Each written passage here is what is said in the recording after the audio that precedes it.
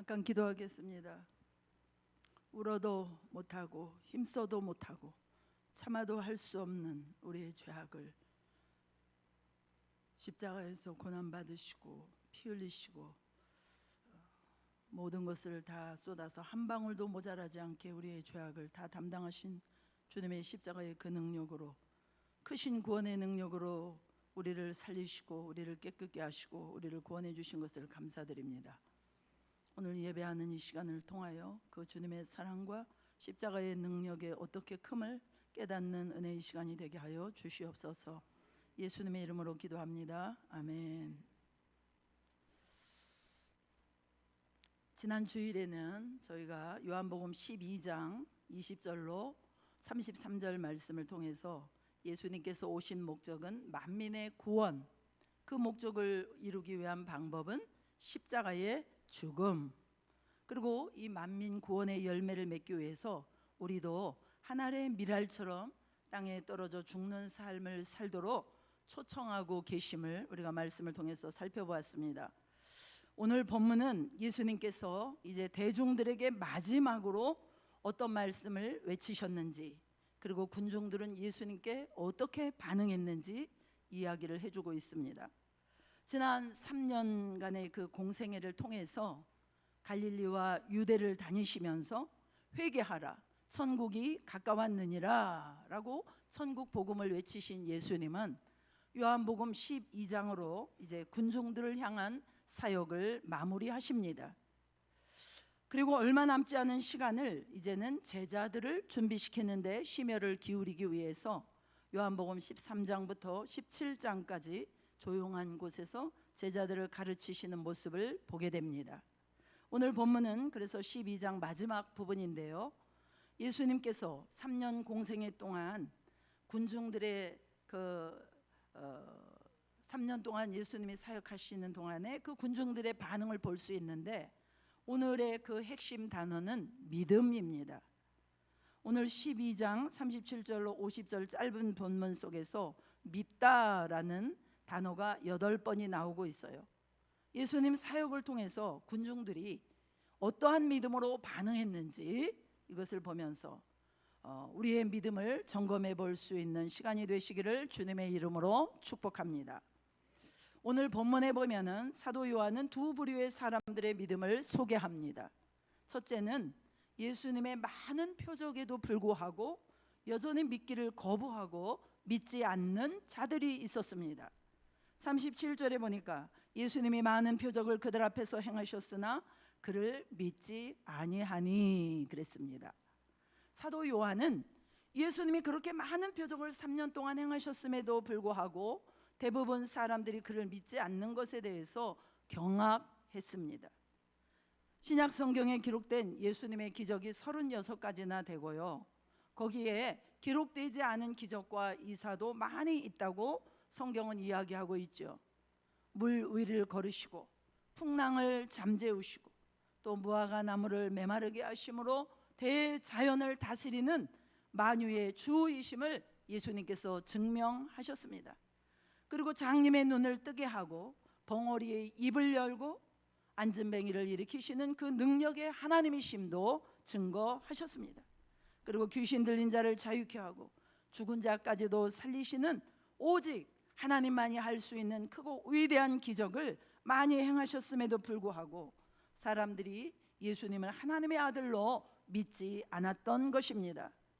그러니까 에베소서 그 말씀 표현에 의하면 믿음은 하나님의 선물이라는 것입니다. 우리가 예수님의 십자가를 바라보고 믿고, 그렇지, 내가 죄인이지, 예수님의 보혈로만, 오직 믿음으로만 죄가 씻어질 수 있지, 이런 믿음이 내 스스로가 된 것이 아니라 하나님의 선물이라는 것입니다. 믿습니까?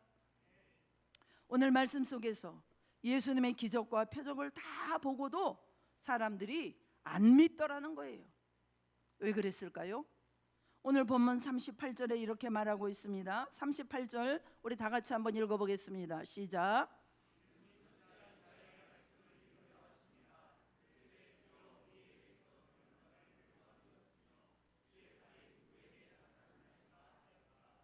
사도 요한은 이사야서 53장 1절의 말씀을 인용하면서 사람들이 예수님을 믿지 않을 것을 이미 700년 전에 이사야 선지자를 통해서 예언된 것이기 때문에 놀랄 필요가 없다, 이렇게 사도 요한은 이야기를 합니다.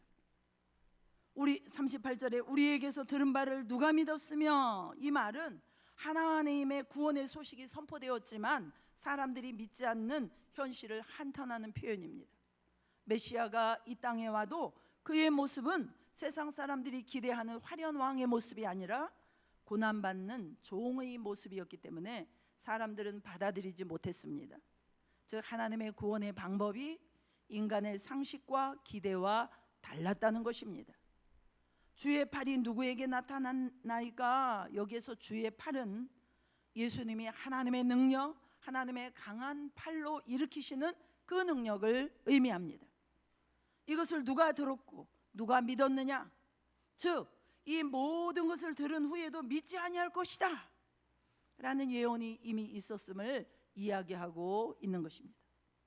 이사야 때도 그랬고 에레미야 때도 그랬고 예수님 때도 그렇고 지금도 역시 그렇습니다. 많은 사람들이요, 기이한 일을 듣고 보았음에도 불구하고 예수님을 믿지 않는, 마음이 예수님을 향하여 열리지 않는 그런 심령 상태를 가지고 있는 것입니다. 그토록 천국 복음을 듣고 수많은 이적을 본 사람들이 왜 믿지 않았는가? 39절과 40절에 설명이 나와 있어요. 우리 39, 40절 같이 한번 읽어보겠습니다. 시작.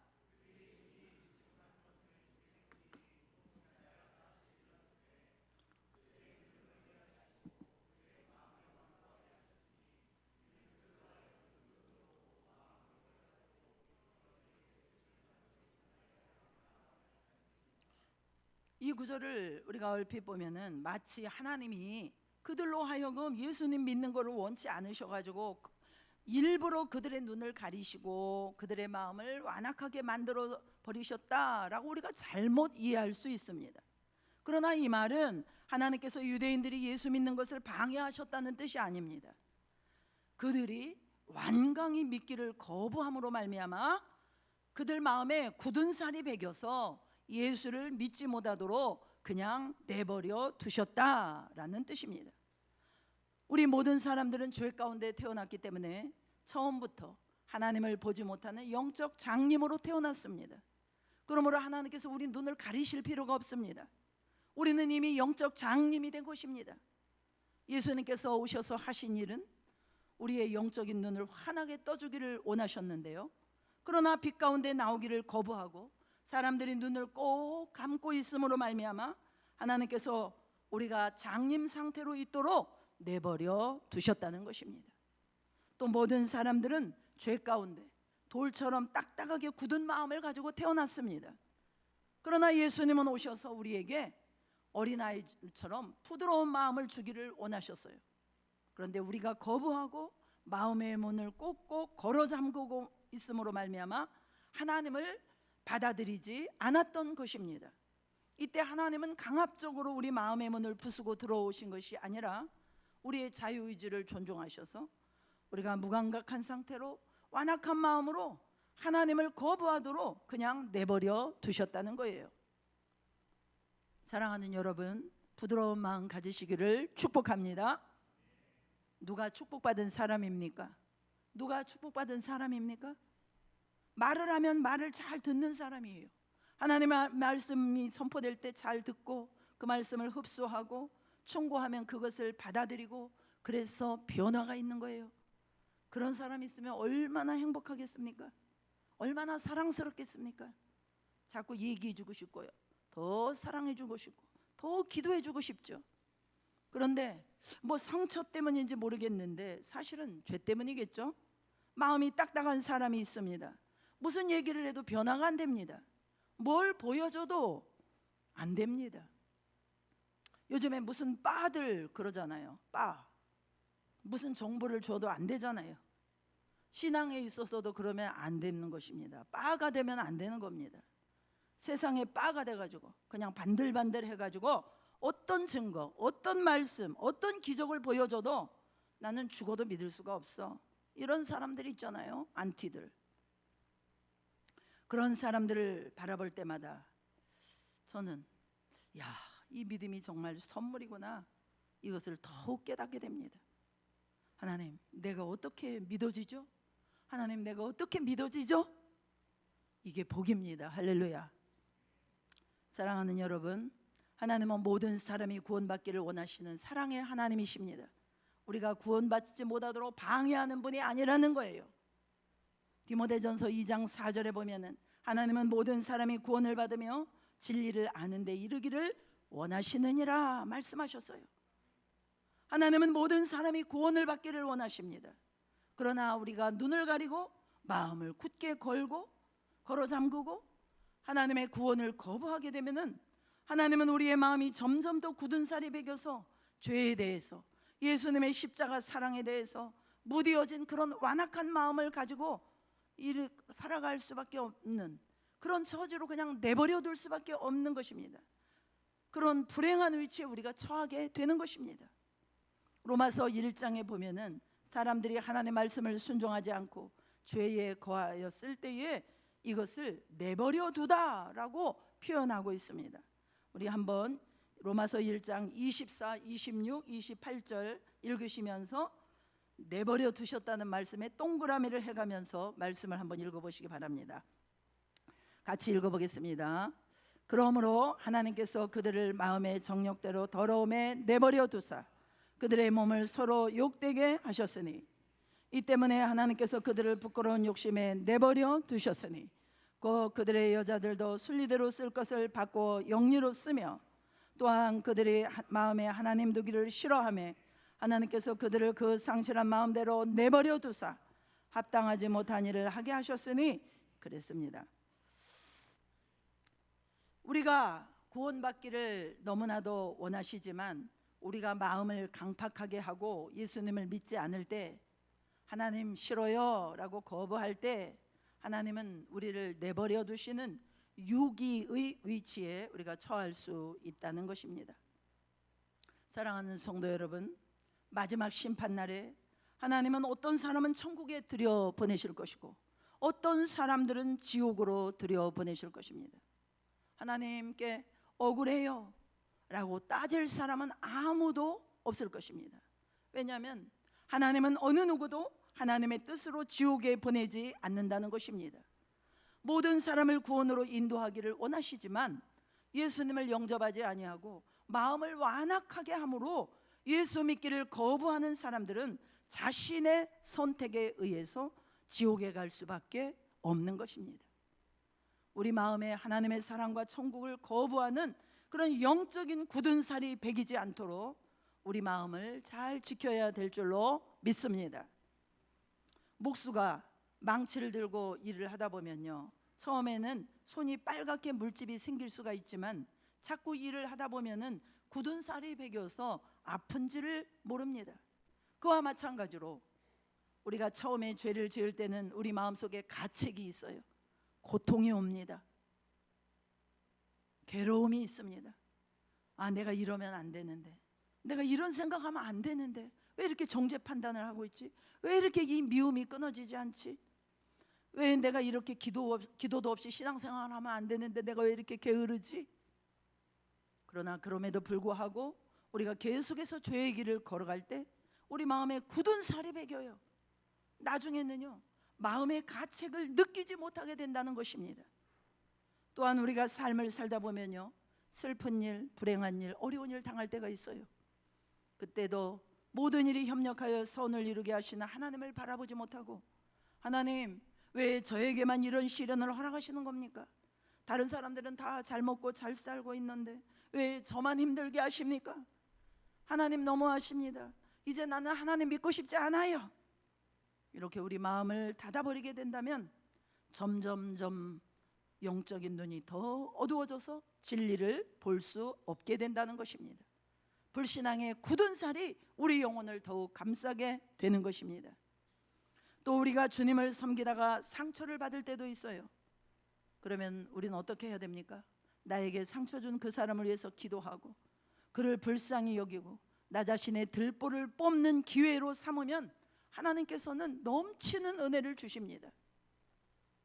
상대방이 원인 제공은 했지만 그것을 통해서 하나님은 반드시 내 속에 숨겨져 있는 들보를 다루시는 것입니다. 우리가 겪는 모든 사건들은 우리 안에 숨겨져 있는 죄악을 뽑아주시는 절호의 기회인 것입니다. 그런데 우리는 나의 들보를 보고 회개할 기회로 삼기보다는 상대방을 향하여 교회 다니는 사람이 왜 저래? 아니 목사님이 돼가지고 왜 저래? 장로님이 돼가지고 왜 저래? 하면서 상대를 미워하고 정죄하다 보면은 우리 마음속에 의로운 이 교만의 굳은 살이 배겨서 나의 마음은 점점 강팍해져 간다는 것입니다. 누가복음 22장 31, 32절에도 보면은 시몬아 시몬아 보라 사단이 너희를 밀가부르듯 하려고 요구하였으나 그러나 내가 너를 위하여 네 믿음이 떨어지지 않기를 기도하였노니 너는 돌이킨 후에 네 형제를 굳게 하라 말씀하셨습니다.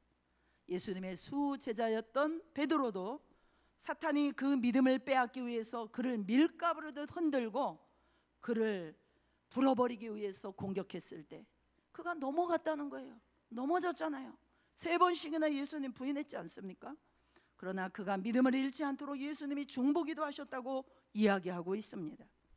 사탄 마귀는 지금 이 시간도 우리의 믿음을 빼앗기 위해서 여러 가지 유혹과 시험을 주고 끊임없이 공격하고 있습니다. 우리를 밀가부르듯 흔들고 우리의 믿음을 날려보내기 위해서 우리의 육과 혼과 영을 공격해오고 있다는 것입니다.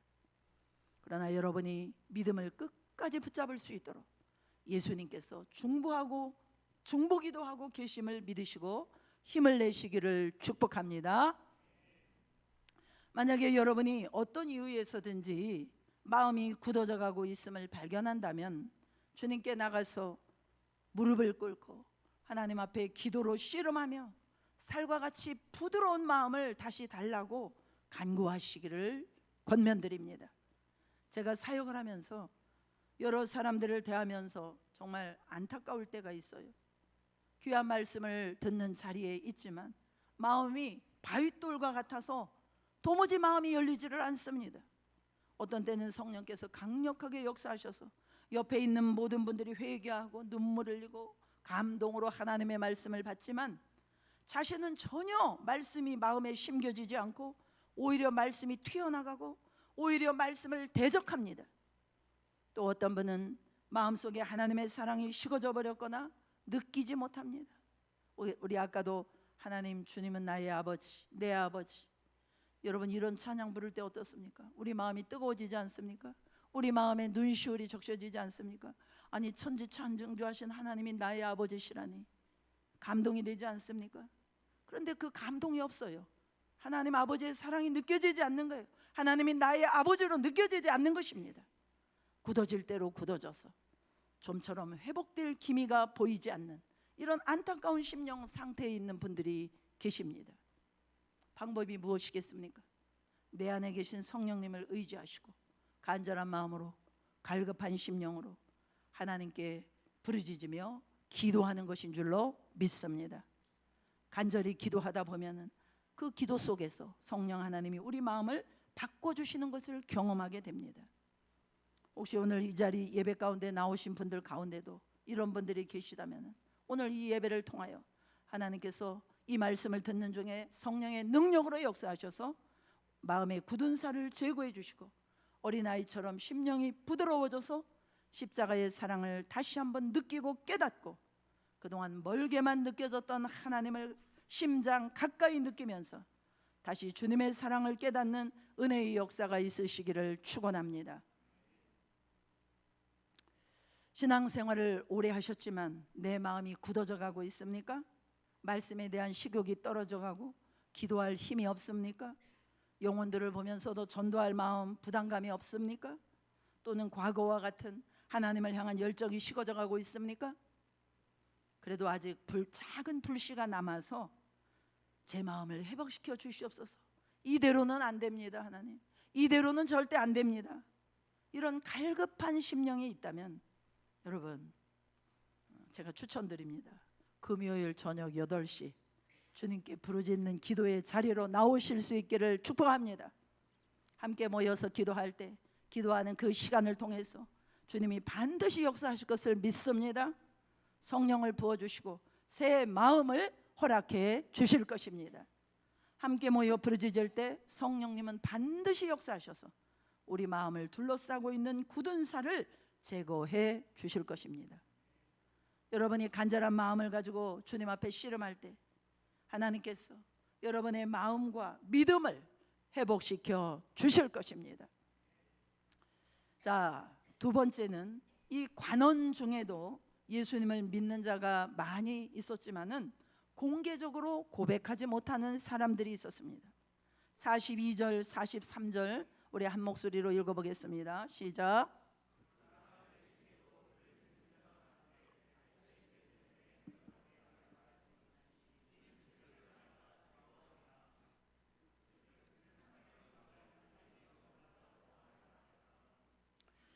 관원들이 예수님을 믿으면서도 예수님을 드러나해서 나는 예수님을 믿습니다 이렇게 말하지 못하는 이유는 신앙의 문제로 이 바리새인들의 공격을 당하고 싶지 않은 것입니다. 유대인 사회에서 출교당할까 두려워했기 때문이라는 거예요. 이 두 번째 부류의 사람들은요, 이론적으로는 예수님께 대한 믿음을 가졌습니다. 나사로를 살리신 예수님의 기적을 목격하기도 했어요. 이스라엘의 왕으로 예루살렘에 입성하여 나귀를 타셨던 그 예수님의 모습을 보고 환호했던 사람들이었습니다. 예수님이 우리를 구원하기 위해 오신 하나님의 아들이라는 사실을 알았습니다. 그럼에도 불구하고 그 믿음을 머리에만 간직하고 행동으로 옮기지 못했습니다. 왜 그랬습니까? 성경은 그 이유를 그들은 하나님의 영광보다 사람의 영광을 더 사랑하였다라는 것입니다. 즉 예수님을 믿음으로 인해서 발생하게 되는 불이익을 당하고 싶지 않았기 때문입니다. 예수님을 따름으로 인해서 지불해야 될 희생과 헌신의 값을 치르기를 원치 않았기 때문입니다.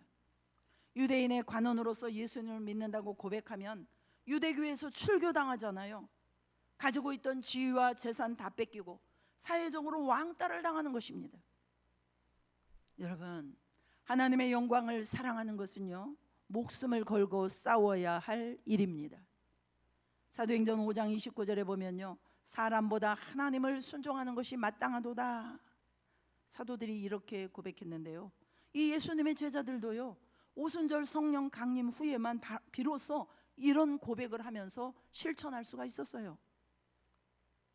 이 관원들은 하나님의 뜻이나 예수님의 소원을 이루기보다는 자신의 만족과 자신의 쾌락을 이루기 위해서 사람들 앞에서 예수를 부인하는 사람들이었습니다.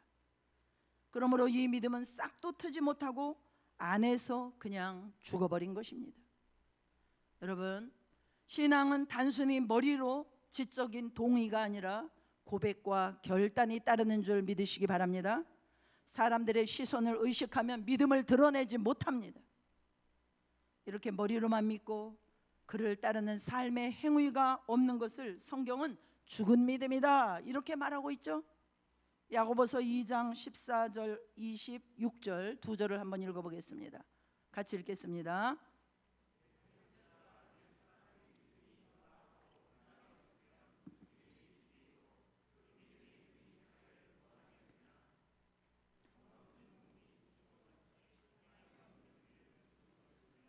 네, 그렇습니다. 여기 보니 행함이 없는 믿음은 죽은 믿음이요, 그 믿음이 능히 자기를 구원하겠느냐? 무슨 뜻이겠어요? 구원할 수 있다 없다? 없다라는 뜻입니다. 내가 아무리 예수를 믿는다고 자부할지라도 행함이 따르지 않는 믿음은 말뿐인 거짓 믿음이라는 것입니다. 예수 믿는다고 하면서요, 얼마나 많은 사람들이 주일날 놀러 가느라고 바쁘고,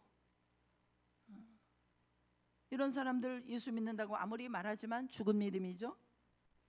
하나님 믿는 것은 좋지만 지금은 돈 벌어야 돼, 바빠, 내가 너무 바빠, 그래서 하나님을 섬기지 못해요. 죽은 믿음입니다. 예수님은 좋지만 누구누구 얼굴 보기 싫어가지고 교회 안 나간다, 이런 사람 혼자 의로운 척 하지만은 죽은 믿음, 가짜 믿음을 소유한 사람이라는 것입니다. 교회는 나가고 예수님의 구원의 선물은 좋지만 예수님을 주인으로 모실 수는 없습니다 라고 하는 사람도 가짜 믿음, 죽은 믿음을 갖고 있다라는 것입니다. 우리 한번 옆에 사람과 잠도 깨우시면서 해보세요. 예수님은 나의 주인이십니다. 예수님은 나의 주인이십니다. 더 좀 크게 하세요. 예수님은 나의 주인이십니다. 진짜 그렇습니까?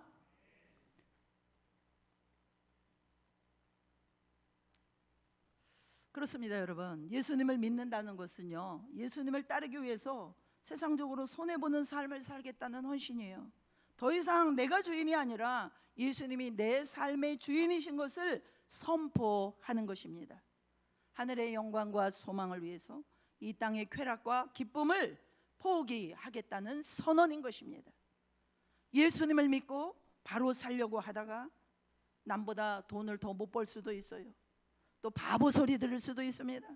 이번 명절에 여러분 가시면 또 어떤 가정은 제사 안 지낸다고 핍박받을 수도 있잖아요. 그럼에도 불구하고 나는 예수님을 따르는 순종의 삶을 살겠다라는 것이 참된 신자의 태도인 것입니다. 요즘에 매주 목요일마다 공주대학교의 학생들을 전도하기 위해서 서울에서 장경환 목사님이라는 분과 욱아경 그 중국인 교수 두 분이 내려오십니다. 고려대 세종 캠퍼스에서 한국어를 가르치는 욱아경 교수는 중국인이에요. 한국에 유학을 와가지고 캠퍼스에서 전도지를 통해 전도를 받고 바로 그 주간부터 교회를 나가기 시작했다고 합니다. 교회 공동체 안에서 양육을 잘 받고 이제는 복음의 일꾼이 되어서 세종 캠퍼스에서 강의 마치고 서울로 올라가면 되는데 얼마나 불편하겠어요. 여기까지 와가지고 버스 타고 세종에서 와가지고 공주대에 와서 복음을 전하는 것입니다. 그리고 저희 교회 4층 꼭대기 사택에서 1박을 하고 그 이튿날 서울로 올라가는 스케줄입니다. 아무 연고도 없는 공주에 와서 복음을 전하는 이런 일들을 행하는 분들이 계십니다. 예수님을 진짜 만나면요, 여러분 경험하셨죠? 가만히 못 있습니다. 믿습니까? 세상에 한 발, 교회에 한 발, 이렇게 양다리 걸치고 신앙생활 할 수 없어요. 내가 아쉬워서 원할 때는 예수님한테 가고, 또 내가 세상에 있는 거 원할 때는 예수님 등지고 세상으로 가고, 이렇게 살 수 없는 것입니다. 진짜 예수님을 만났다면요, 누가 강제해서가 아니라 자원하여 헌신하는 마음이 생기는 줄로 믿습니다. 오직 영혼 구원을 위해서 살게 되는 줄로 믿습니다. 예수 믿고 나면은 어떻게 하면 저 영혼을 살릴까, 이거밖에 없어요. 이 관심밖에. 세상 영광을 버리고 하나님의 나라, 하나님의 영광, 하나님의 뜻을 구하는 삶을 살게 되는 것입니다. 누가복음 9장 23절에 우리가 잘 아는 말씀입니다.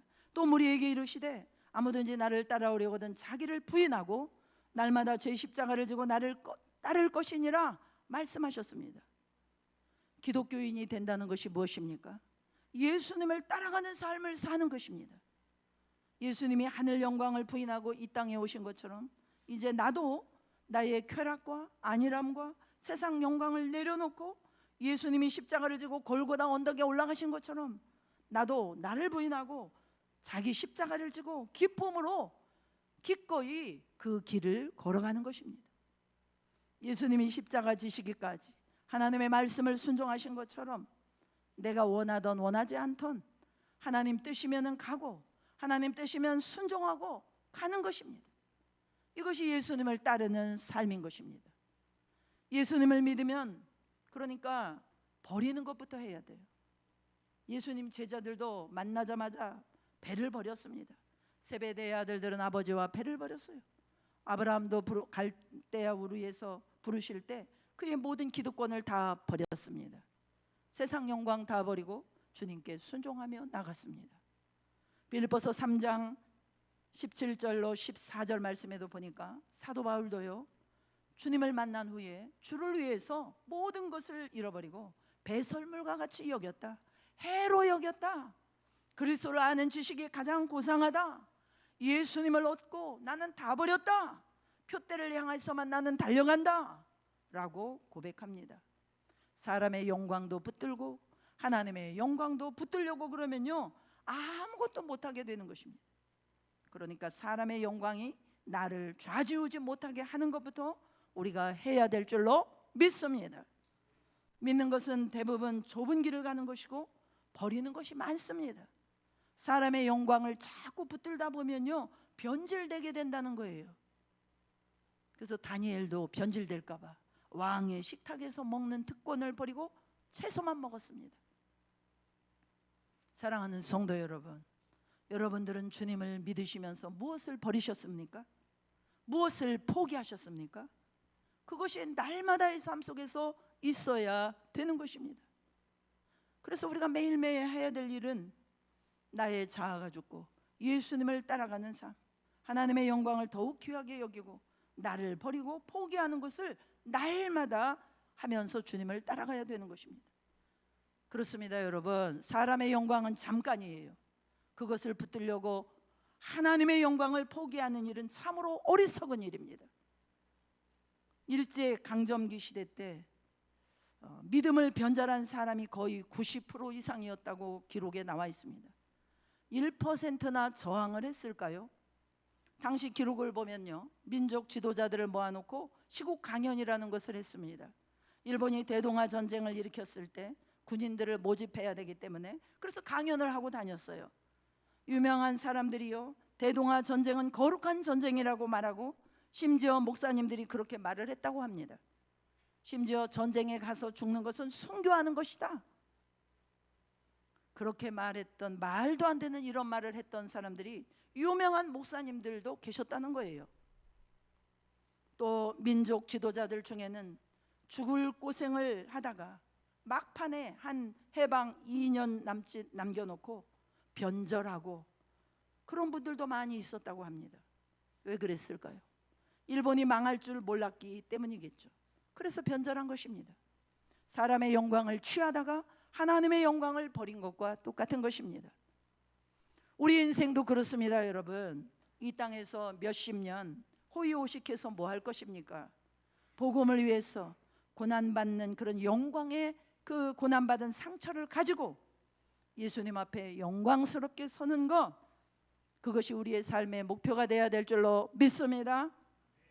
복음을 위해서 억울한 일을 당할 때 또는 선한 일을 했을 때 하나님만 아시면 되지, 이렇게 주님의 영광만을 구하는 그 길을 걸어가는 저와 여러분 삶이 되어야 할 줄로 믿습니다.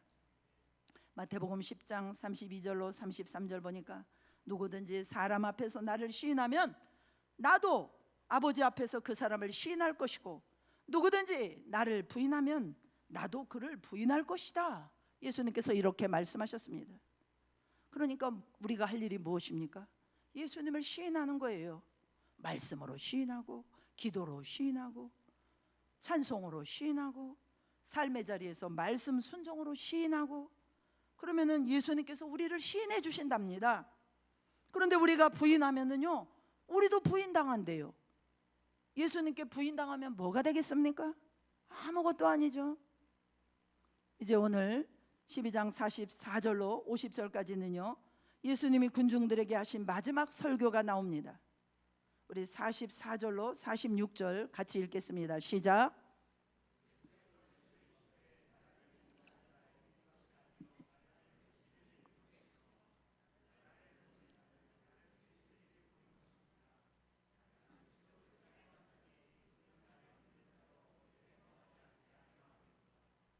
예수님을 끝까지 믿지 않던 그 군중들에게 예수님이 온 힘을 다해 외쳐 말씀하셨습니다. 십자가 죽음을 앞둔 예수님께서 간절한 심정으로 소리 높여 호소하신 말씀입니다. 뭐라고 말씀하셨습니까? 예수 믿고 구원받으라는 거예요. 나를 믿는 자는 나만 믿는 것이 아니라 하늘에 계신 하나님 아버지를 믿는 것이다. 하나님 아버지를 볼 수 있게 될 것이고 어둠에서 나와서 빛의 자녀가 될 것이다. 빛으로 온 내가 너희를 어둠에서 건져 빛의 자녀가 되게 하겠으니 나를 믿고 구원받아라 라는 것이 예수님의 마지막 절규였습니다. 이것은 또한 여러분과 저를 향한 간절한 예수님의 심정임을 믿으시기 바랍니다. 그렇습니다. 예수님은 그저 성인 군자로 살다간 인간이 아닙니다. 우리 대신 십자가에서 죽으심으로 우리 죄를 사하시고 우리에게 구원의 선물을 주기 위해서 오신 성자 하나님이십니다. 그런데 예수님이 십자가에 돌아가셨다 해서 모든 사람들이 다 천국 가는 게 아니에요. 죄를 깨닫고 회개하고 오직 예수 그리스도를 나의 구세주로 영접한 사람만이 천국에 갈 수 있는 것입니다. 예수님을 믿지 않고 거부하거나 아니면은 이 세상의 영광을 포기하지 못해 가지고 기회주의적인 그런 삶을 사는 사람들은 우리의 죄로 인하여 지옥의 영원한 형벌을 피할 수 없을 것입니다. 예수님은 계속해서 외치시기를 47절 48절 말씀에 사람이 내 말을 듣고 지키지 아니할지라도 내가 그를 심판하지 아니하노라. 내가 온 것은 세상을 심판하려 함이 아니요 세상을 구원하려 함이로라. 나를 저버리고 내 말을 받지 아니하는 자를 심판할 이가 있으니 곧 내가 한 그 말이 마지막 날에 그를 심판하리라. 예수님은 우리를 심판하러 오신 분이 아니라 우리를 구원하러 오셨대요. 믿으십니까? 여러분을 위해서 목숨을 내놓을 만큼 여러분을 사랑하시고 여러분이 구원받기를 간절히 원하신답니다. 그러나 예수님이 외치신 이 구원의 복음을 거부한 사람들은 그 복음이 마지막에 우리를 판단하여서 지옥의 형벌을 피할 수 없도록 정죄하게 된다는 것입니다. 그러므로 더 늦기 전에 구원의 문이 닫히기 전에 예수 믿고 구원받으라 라는 예수님이 지금도 우리를 향해서 외치시는 그 말씀을 여러분 귀 기울이실 수 있기를 축복합니다. 여러분들은 밀가루도 흔들고 우리의 믿음을 빼앗아가기 원하는 사단의 시험에 넘어가지 마시고 우리를 살리기 위해서 하늘의 미랄이 되어 십자가에서 돌아가신 예수님을 믿고 영접함으로 구원받는 저와 여러분이 되시기를 주님의 이름으로 축원합니다. 이 마음은요 예수님 혼자 마음이 아니에요. 하나님 아버지의 마음이기도 합니다. 49절 50절에서 내가 내 자의로 말한 것이 아니요 나를 보내신 아버지께서 내가 말할 것과 이룰 것을 친히 명령하여 주셨으니 50절 다 같이 시작. 나는 그의 명령이 영생인 줄 아노라. 그러므로 내가 이르는 것은 내 아버지께서 내게 말씀하신 그대로니라 하시니라. 예수님이 하신 말씀은 그 모든 말씀이 하나님이 주시는 말씀이었습니다. 성자, 성부, 성령님은 동일한 분이기 때문에 같은 마음으로 같은 말씀을 하고 계시는 것입니다. 구원의 복음을 저버리고 지옥 형벌을 받지 말고 지금 예수 그리스도를 믿고 구원받으라는 거예요. 이것이 하늘 아버지의 뜻입니다. 2000년 전에 오신 예수님은 구세주로 구원의 주님으로 오셨습니다. 그러나 여러분 다 아시는 것처럼 다시 오실 예수님은 심판주로 오십니다. 그때 가서 울고 불고 해도 소용이 없습니다. 지금 이 시간에 구원의 문이 활짝 열렸을 때 보라 지금은 구원의 때요 지금은 은혜 받을 만한 때다. 주님이 이렇게 말씀하셨잖아요. 마음을 열고 예수님을 구주와 주님으로 영접함으로 말미암아 천국의 소망을 얻는 저와 여러분이 되어야 할 줄로 믿습니다. 예수님은 우리가 예수님을 심판의 주로 만나기를 원치 않으십니다. 예수님을 구원의 주님으로 만나기를 원하십니다. 여러분 중에 단 한 명도 지옥 형벌로 가기를 원하지 않으세요. 그러나 마귀는 이 시간도 우리의 믿음을 빼앗고 믿음을 갖지 못하도록 우리 마음을 완악하게 해서 복음을 받아들이지 못하도록 하기 위해서 안간힘을 쓰고 있습니다. 여러분은 이 예수님의 마지막 설교에 어떻게 반응하시겠습니까? 아직도 마음의 문을 굳게 걸어 잠그고 나는 하나님보다 내 자신이 더 중요해, 내 자신을 믿고 살 거야 하면서 믿기를 미루시겠습니까? 또는 믿는다고 말은 하지만 이 세상의 쾌락과 명예를 내려놓지 못해서 또한 내가 주인됨을 포기하지 못하거나 하나님도 섬기고 세상도 섬기고 싶고 그래서 하나님께 심판받으시겠습니까? 우리를 살리기 위해서 험한 십자가를 지신 주님의 사랑을 생각하시면서 오늘 이 시간 여러분의 마음을 예수님께 드리시기를 주님의 이름으로 축복합니다. 구원해 주러 오신 예수님을 여러분의 삶에 구세주로 영접함으로 말미암아 우리 모두가 구원받으시기를 주님의 이름으로 축원합니다. 아까도 말씀드렸지만 교회는 다니지만 내가 예수님을 믿는다고 착각은 하지만 여전히 세상에 한 발, 교회에 한 발 왔다리 갔다리 하시는 분이 있다면 오늘 이 시간 내 자신을 부인하고 날마다 십자가를 지고 예수님을 주인으로 따르기로 결정함으로 참된 믿음 생활하시는 여러분 되시기를 주님의 이름으로 축원합니다. 주님 오실 날이 얼마 남지 않았습니다. 이 세상에 있는 모든 것은 불타서 없어질 것입니다. 오직 주를 향한 믿음만 남습니다. 이 믿음을 지키고 세상에 이 복음을 전파하기 위해서 나가는 저와 여러분 되시기를 주님의 이름으로 축복합니다. 우리 다 같이 찬양하며 기도하며 고백하며 나가시겠습니다.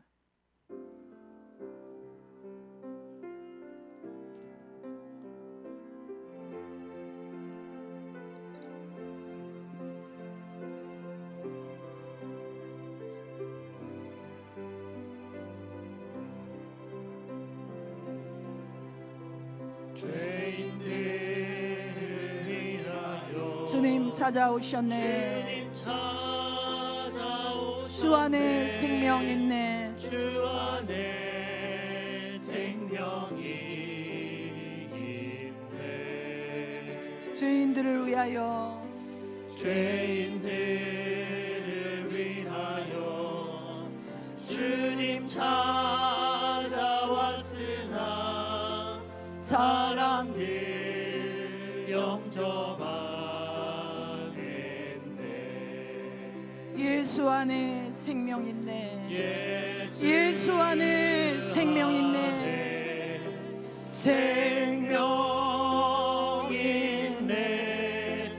주님이 빛이 되시네. 예수 안에 생명 있네.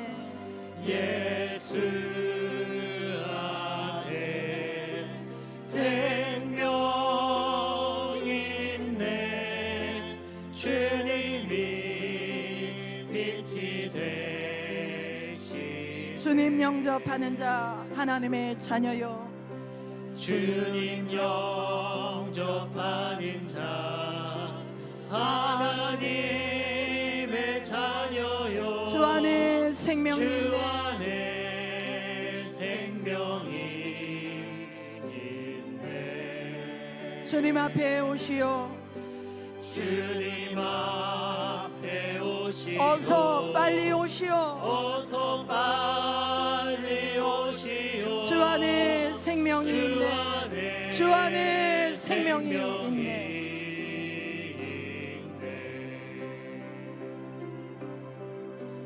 예수 안에 생명 있네.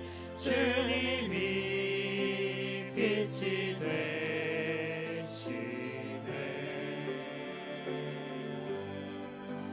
예수 안에 생명 있네. 주님이 빛이 되시네. 주님 영접하는 자 하나님의 자녀요.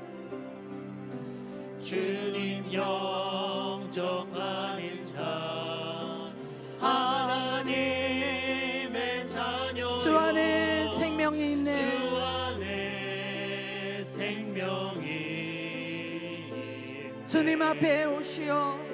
어서 빨리 오시오. 주님 앞에 오시오. 어서 빨리 오시오. 주 안에 생명이 있네. 예수 안에 생명 있네. 예수 안에 생명 있네. 안에 생명 있네. 주님이 빛이 되시네. 주님이 빛이 되시네.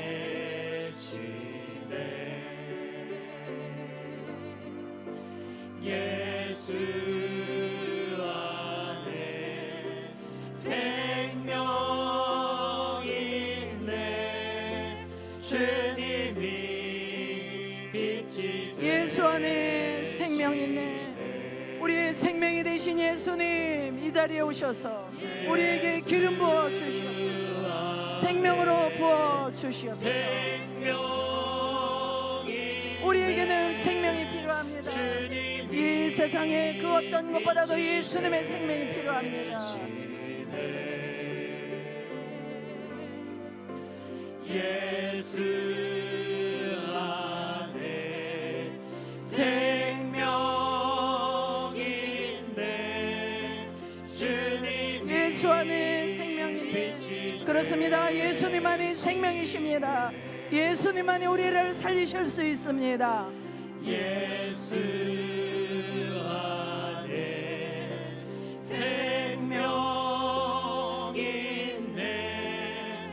주님이 빛이 되시네.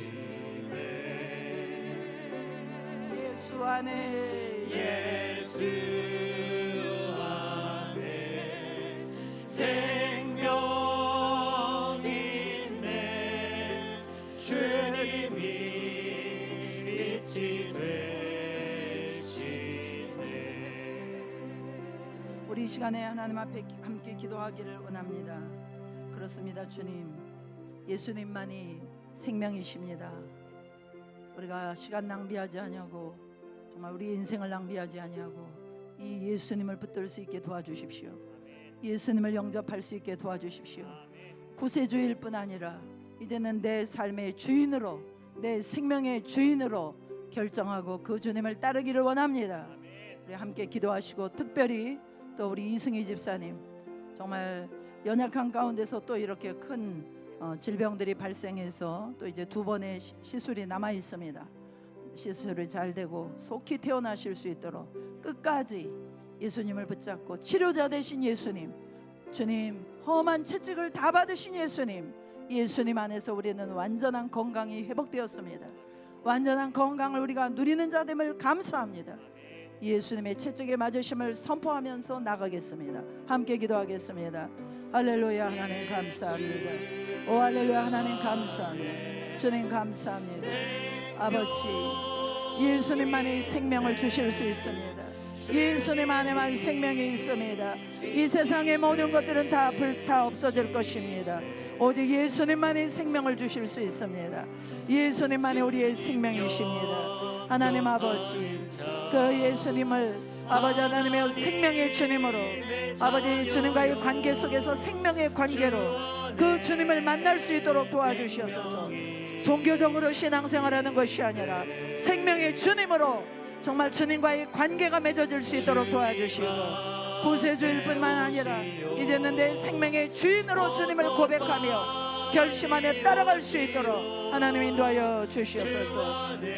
하나님 아버지, 특별히 우리 이승희 집사님 기억하여 주시고, 아버지 이런 모든 질병과 어려움 가운데서 이제 2번의 시술도 잘 되게 하시고, 아버지 속히 태어나실 수 있게 하시고, 끝까지 믿음을 지키고 주님을 바라볼 수 있도록 아버지 영과 육의 힘을 더하여 주시옵소서. 또 질병 가운데 있는 우리 부모님들, 아버지 구원의 크신 능력으로 하늘의 문을 활짝 열어서 우리 부모님들이 구원받게 하여 주시고, 우리 환우분들 하나님 이 시간에 주님 채찍을 받으신 그 보혈의 피로, 주님 흘리신 그 보혈의 피로 하나님 우리 환우분들 환처에 하나님 주님의 보혈을 부어주심으로 말미암아 모든 질병이 떠나가게 하시고, 모든 문제들이 떠나가게 하여 주시고, 모든 어둠들이 떠나가는 역사가 일어날 수 있도록 하나님 은혜를 베풀어 주시옵소서. 하나님 교회 가운데 아버지 하나님 이제 새 생명 초청잔치를 앞두고 있습니다. 하나님 정말로 한 영혼을 찾기를 온 천하보다도 귀하다고 말씀하시며, 한 영혼이 하나님께 돌아올 때 아버지 하늘에서는 가장 크게 기뻐한다고 말씀하신 주님, 우리가 영혼들을 귀하게 여기고 영혼을 품고 하나님의 복음을 전파하는 교회가 될 수 있도록 도와주시옵소서. 목회자에게 성령의 충만함을 주시고, 또 아버지 하나님 다음 세대가 일어나게 하여 주시며, 아버지, 우리가 한 믿음으로 하나님을 섬기며 기쁨으로 주님을 섬길 때 나를 부인하고 주의 십자가를 지고 주님을 따라갈 수 있는 우리 모두가 될 수 있도록 하나님 역사하여 주시옵소서. 아버지, 역사하여 주시옵소서. 이 시간에 역사하여 주시옵소서.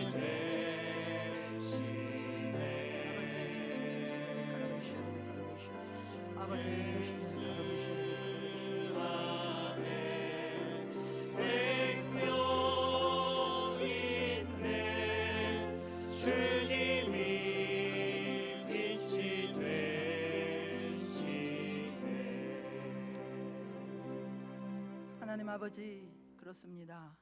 주님께서 믿을 만한 수많은 증거들, 또 말씀을 듣게 하시고 보게 하시고 또 우리의 삶에 살아계신 하나님의 많은 증거들을 보여주셨지만 여전히 문제만 생기면 우리가 벌벌 떨고 두려워하고 근심 걱정하고 여전히 우리가 하나님을 사랑하지 못하고 세상을 더 사랑하고 예수님을 주인 삼지 못하고 우리의 생명이 되지 못하고 우리가 그저 종교생활, 죽은 자의 믿음을 가지고 신앙생활 할 때가 너무나 많이 있었습니다. 하나님 아버지, 다시 한번 우리 자신을 돌아보게 하여 주시고 오늘 말씀을 통하여 예수님이 정말로 생명의 주인이심을 선포하며 이제는 생명 주시는 이가 오직 예수 그리스도 주님이신 것을 고백하며 끝까지 주님을 따라갈 수 있는 이 고백과 함께 주님만을 따라갈 수 있는 우리 모두가 되게 하여 주시옵소서. 특별히 질병 가운데 고통당하고 계신 우리 부모님들, 특별히 우리 이승희 집사님 속히 또 치유되어서 태어나실 수 있도록 주님께서 영과 육을 강하게 하시고 평안하게 하여 주시옵소서. 예수님의 이름으로 감사하며 기도하옵나이다. 아멘.